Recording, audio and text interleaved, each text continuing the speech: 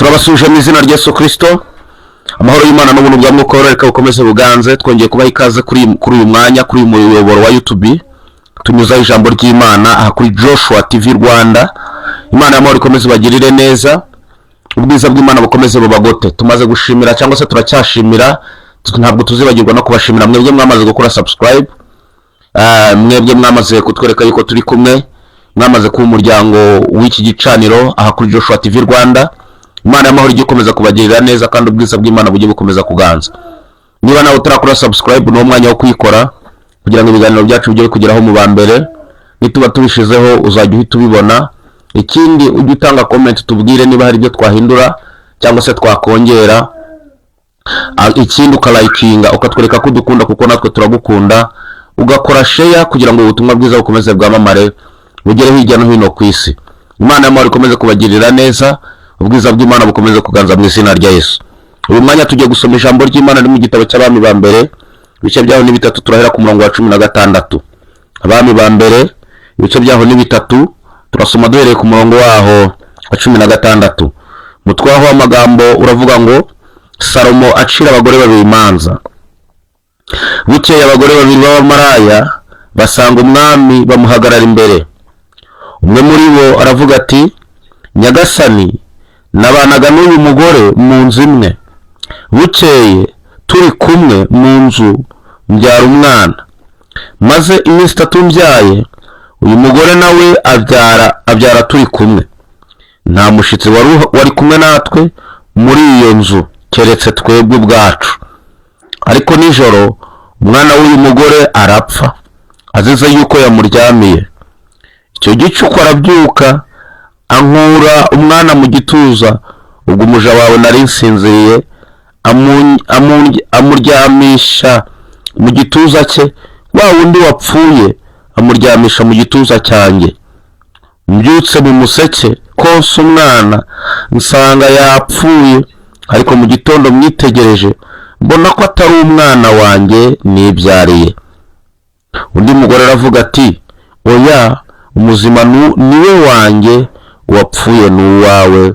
Twakire neza ijambo ry'Imana. Muri uyu mwanya, muri aya masaha, muri iki gihe, Imana impaye message ku buzima bwawe. Imana ivuganye nanjye, irambwira ngo nkubwire ngo ibyari bigusahuriye umwana, ibyari byaragutwaye iby'agaciro bikaguha ibipfuye, ibyari byarakuguraniye, Imana yo mu ijuru ije kukurengera. Kandi kubwo kwivugira, kubwo guhaguruka ugaharanira uburenganzira bwawe, Imana ije kugutabara kandi ije guca urubanza rwawe mu izina rya Yesu Kristo. Bibiliya itubwiye amakuru. Aya ni amakuru y'umugabo n'umugore, y'abagore babiri ngo bari maraya, babanaga mu nzu, babana hamwe. Muri iyo nzu babagamo, igihe kigeze ngo baza no gutwitira rimwe. Ngo bamaze gutwitira rimwe, babana aho ngaho bose batwite. Aba bagore bose bari batwite, uko ari babiri bose bari batwite, bari bategereje kuzabona abana, bari bafite amatsiko yo kubyara. Aba bagore bari batwite, baravuga ngo byanga bikunze igihe nikigera tuzabyara. Aba bagore ngo bari bari kumwe mu nzu, nta kibazo bari bafitanye, gusa ko bari bahuje ubuzima babagamo, kuko bose bakiraga abagabo, bose bari abamaraya. Bibiliya ivuze iki? Yavuga ngo igihe cyo kubyara kigeze, umwe aza kubyara mbere y'undi. Imana ishimwe. Umwe abyara mbere y'undi, Imana iramugenderera, imuha umugisha, ajya muri maternité abyara umwana. Ngo amaze kumubyara aranezerwa kuko abyaye umwana muzima. Arangije atahana umwana, kandi umwana w'igikundiro. Umwana yari yategereje mu mezi 9, aramutahana. Aravuga ngo iki gihe kirageze kugira ngo ntahane uyu mwana. Aramucura amugezi we, asanga mugenzi we ntabwo arabyara. Ariko uyu mugenzi we nawe aravuga ati, ariko nanjye ndizeye igihe nikigera nanjye ndaza kubyara. Ngo budakeye gatatu, ngo nyuma y'iminsi 3 gusa, uwa mbere abyaye, uyu wari usigaye nawe barabyaye. Baranezerwa, barishima, baravuga ngo Imana ishimwe, bararirimba, baravuga ngo tubonye ibyo twifuzaga amezi 9 yose, ntabwo turuhiye ubusa. Imana ikurinde kuruhira ubusa, iguha ibyo wari utegereje. Imana ikurinde kuruhira ubusa muri ako kazi kawe. Imana ikurinde kuruhira ubusa muri ubwo buzima urimo. Imana ikurinde kuruhira ubusa muri buri kimwe cyose ukora. Imana ikurinde kuruhira ubusa ubona ibyo wifuzaga byose mu izina rya Yesu Kristo. Uyu aba bagore ngo ntibaruhira ubusa. Bibiliya iravuga ngo igihe kigeze bose bamaze kubyara baraserebura, barishima, baranezerwa. Bamaze kunezerwa, wabyaye mbere afite umwana, n'uwabyaye nyuma nawe afite umwana, ngo ijoro riba riraje. Reka nkubwire, uko bimera kose iyo hari igihe kijya kigera ijoro rikaza. Mwari mwishimye, wari unezerewe, wari umeze neza, wari uri kuvuga ngo Imana ndayikunda yaransubije, wari uri kuvuga ngo nshimye Imana ko yanyubakiye urugo, wari uri kuvuga ngo nshimye Imana ko bana banjye ari bazima. Ariko wajya kubona ukabona igihe kirongeye kirahindutse, hahandi wari uri kunezerererwa hakongera hakaboneka ijoro. Ijoro rije, ibyari ibyishimo bimeze nk'ibihagaze, barangije bose bajya kuryama. Ngo bajye kuryama, muri iryo joro hagombaga gukora ubwenge mu buryo bwo kuryama. Wabyaye mbere ngo araryama kuko hari nijoro atabona, wabyaye nyuma nawe araryama, ariko ngo muri uko kuryama aryama uko abonye, ntiyibuka ko yabyaye, ntiyibuka ko hari ibise byamukubise bikavamo umwana, ngo aryama uko yiboneye, arangije aryamira umwana we. Muri ibi bihe Imana ikurinde kandi Imana ikwambika imbaraga. Imana ikurinde guhura n'abaryamye uko biboneye bakaryamira abana babo. Umuntu waryamye uko yiboneye ntabwo agira umwana muzima. Umuntu waryamye uko yiboneye ntabwo agira amahoro.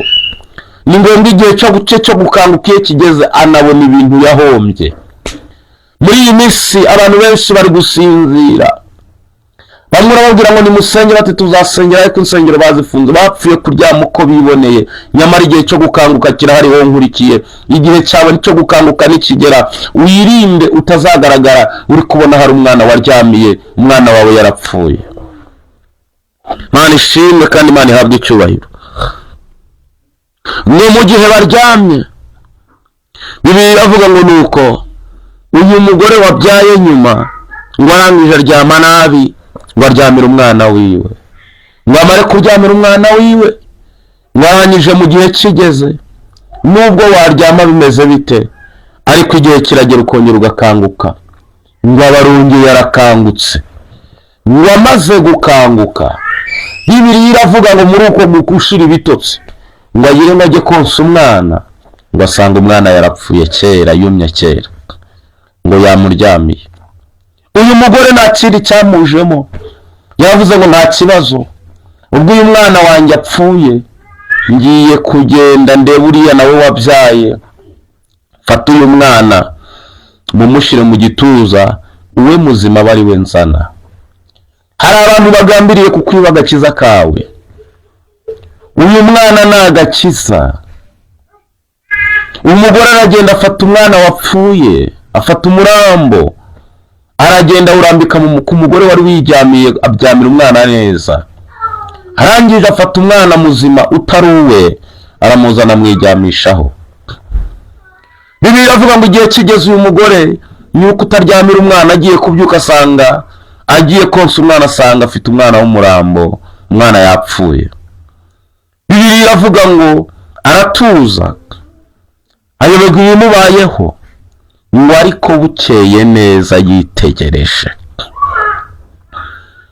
Aravuga ati igihe namaze njyamanye n'uyu murambo n'uyu mwana, ubundi uyu mwana bimeze bite? Ngo akora ikintu bita kwitegereza, ngo yitegereje neza. Imana iguhe kwitegereza, Imana iguhe kwitegereza, umenye ubuzima bwo wari urimo kera ukiri mu gakiza nyako, ubona uburyo wari ubayeho ukemera Kristo ukiri gusenga, niba ariko bimeze na n'ubu. Uyu mugore ngo yitegereje arebye ngo abona umwana ntabwo ari uwe, uwo wapfuye ntabwo ari uwe. Yabimenye ari uko yitegereje, ngo arangije aravuga ati ariko nta kibazo, nubwo ibi bintu bimbayeho, nubwo ibi bintu bigenze gutya, ariko dufite umwami utajya indimi, ntabwo ajya arya indimi, ni umwami ufite ubwenge, ni umwami urengera abababaye. Ngo ahita yirukanka ajya ku mwami amubwira ati ngwishije ishano, uramenye mu byumbaza ntumbaza ibimenyetso, kuko ngewe n'uyu mugore nitwe tubiziranyeho, nta mushitsi twari dufite ngo wenda wanadutuma ibyo bimenyetso bikaboneka. Aravuga ati twese ahubwo reka nkubwire uko byagenze. Aramubwira ati twari turi mu rugo twese, dutwitira rimwe, inda tuzirera twese, ariko igihe kigeze ejo bundi mbyara mbere, maze kubyara mbere nyuma y'iminsi 3 n'uyu mugore barabyaye, twese tubona abana bazima. Ariko byageze mu gicuku uyu munsi, uyu mugore uyu munsi yari yabyariyeho aryama nabi, aryamira umwana we. Arangije abonye ko yapfuye amikuraho, arangije araza nijoro afata uwanjye muzima aba ari watwara, ampa uyu nguyu wapfuye. Mu gitondo nitegereje ngo nonse umwana, mbona uyu mwana ntabwo ari uwanjye kandi yapfuye. None mwami, nta muntu wari uhari, nta n'ikimenyetso twabona, ariko uyu mugore amfitiye umwana, niwe wanyambuye umwana, umwana wanjye muzima niwe wanjye, uyu nguyu wapfuye ntabwo ari uwanjye. Reka mbabwire, iyo Satani yamaze guhaguruka nta wemera umupfu. Nari nkubwiye ngo nta muntu ujya wemera umupfu. Hamwe baravuga ngo iki kibazo ntabwo ari njye wagiteje, abandi bati ni uyu, ngabandi ni, nta muntu ujya wemera umupfu, ariko umwami w'abami niwe uzi gushira mu gaciro. Haleluya, haleluya. Bibiliya iravuga ngo nuko umwami abibonye akoresha ubwenge. Ngo mu kubaza uyu wibye umwana bamubajije, baba banafite n'urusaku kurenza abandi, aravuga ngo ngewe umwana n'uwanjye, karashaka kunyibira umwana, kandi ashubira ashoboka yuko yanariza amarira menshi. Mwana ngo abibonye bimucanze, aravuga ngo nimunzanire inkota hano, ngiye gufata uyu mwana mubage, mucemo kabiri, umwe muhe igice kimwe undi muhe ikindi.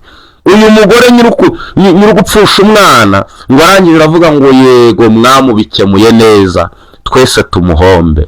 Imana ikurinde tumuhombe ku buzima bwawe, Imana ikurinde umudayimoni wa tumuhombe. Hari abantu bamaze kugwa nawe barashaka ngugwe, hari abamaze kurindagira nawe barashaka kukurindagiza. Imana ikurinde tumuhombe, Imana ikurinde abadayimoni batumuhombe ku buzima bwawe. Uyu mugore wari wibye umwana aravuga ngo nibyo uyu mwana reka tumuhombe, ngo ariko nyirukubyara uyu mwana ngo arangije aravuga ngo oya biragatsindwa, uyu mwana wo kugira ngo mucemo kabiri ni mumuha mujyane, ariko umwana wanjye mutereke umucamo kabiri. Umwami arebye uyu mugore ntiwafite uyu mwana ko yanze ko bamucamo kabiri, ngo aravuga ngo ntabwo bishoboka yuko uyu mwana yaba atari uwawe bitewe n'impuhwe umufitiye. Uyu uri kuvuga ngo bamucemo kabiri, n'ubundi niwe wamwibye, ari muri za tumuhombe. Uhereye nonaha niba mu mwambura uriya mwana bamuguhe kuko ari wowe mama w'umwana. Imana yo mwijurije kukuburanira, Imana iguciriye urubanza, Imana ije kukurengera, ikurize dayimoni wa tumuhombe, Imana ikugaruriye ibyawe by'agaciro, Imana ikugaruriye umwana muzima wari waribwe. Imana iragufasha kandi irakurwaniriye mu izina rya Yesu Kristo. Urakoze mwami nyiribihe, urakoze kubw'uyu mwanya, urakoze ko hari ibyacu byari byaragiye, hari abana bari baramaze kutuvaho, ariko urongera batugaruriye. Izina ryawe nihabwe icubahiro. Gira neza umuntu nkurikiye ndetse n'undi uzankurikira mu yindi myaka yose. Mana urakoze ko umuhaye umwana muzima, urakoze ko wumvise gusenga no gusaba kwacu, byose twizeye ko ubikoze kandi ko ari wowe bikoreye kwibahisha mu izina rya Yesu, amen. Imana iguha umugisha, Imana igugarurira umwana wawe muzima, Imana ikugarurira ibyawe by'agaciro, kandi ubwiza bw'Imana bukomeze bukumurikire mu izina rya Yesu Kristo wa Nazareti, amen.